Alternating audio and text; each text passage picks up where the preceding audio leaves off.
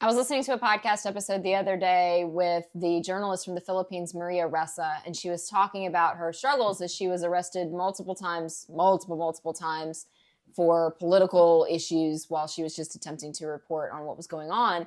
And there's a whole discussion in there about social media and how it was used to manipulate Filipino citizens during that time and what she learned about social media.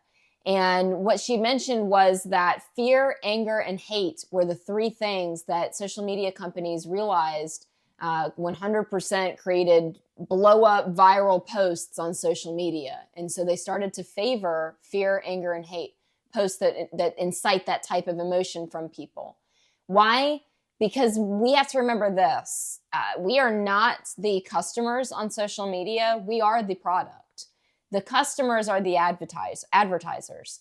And if we can get suckered into spending more time doom scrolling, getting enraged, paying attention to what people are complaining about, posting about, passionate about, whatever, it's more time that our eyes are also drawn to advertisements. The algorithm does not care about us. Social media companies do not care about us. They care about their dollars made and the advertisers that they can support. Why am I telling you this? What does this have to do with business?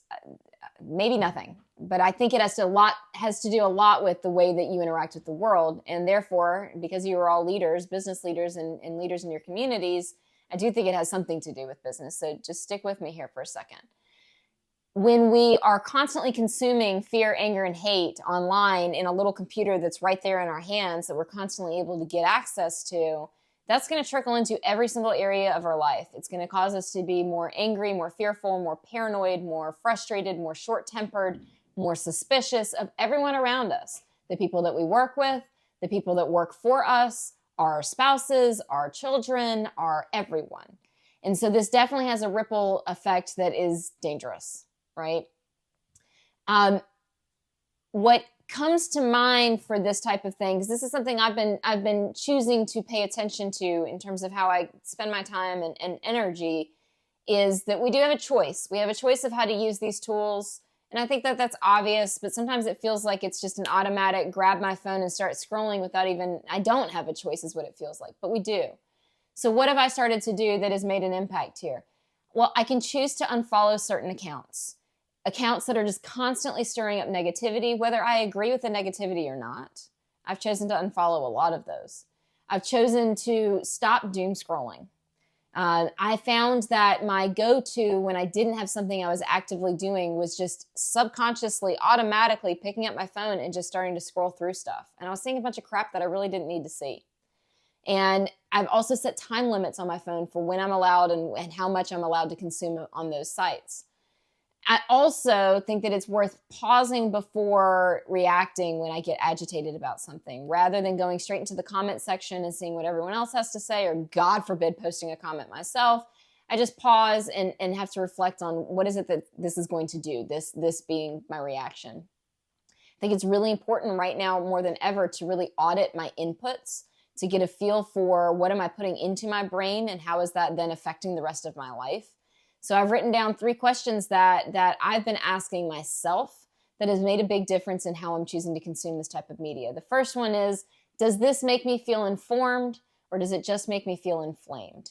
There's a difference. I'm not one of those people who says turn off the news and don't pay any attention. I do listen to various news channels, but I'm very intentional about how much and where that information comes from. And I have to ask, does it make me feel informed, or does it make me feel inflamed? The second question is this helping me to grow, or is this just making me mad? If it's just making me mad, I got to cut it out. It's no longer helpful. And the last thing is, am I consuming this intentionally, or am I being manipulated into a reaction? Remembering that all social media is intentionally manipulating us into an action to continue to consume so that we then get the advertisements, so that we buy the things that their advertisers are selling. So got to be really careful about that too. The other thing that I've been doing that has made a huge difference with this too is I did set down a list of things that I could be doing instead of doom scrolling. So everything from gardening tasks to other weird grandma things. I mean, hello, it's me.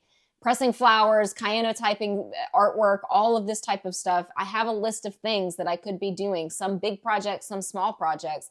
It's also teaching me to slow down and not have to get things done immediately, but to get into the practice of using my hands, my eyes, my brain outside of just using them to scroll and consume other people's junk. So I hope that, again, does this have anything directly to do with business? I'd argue yes, but I know that it's a bit of a stretch, kinda. I would hope that you will also join me in this and take a second to reflect on how am I consuming social media and what is it doing for me versus how is it hurting me? Because the only ones that are winning on this are the people that are making money off of you.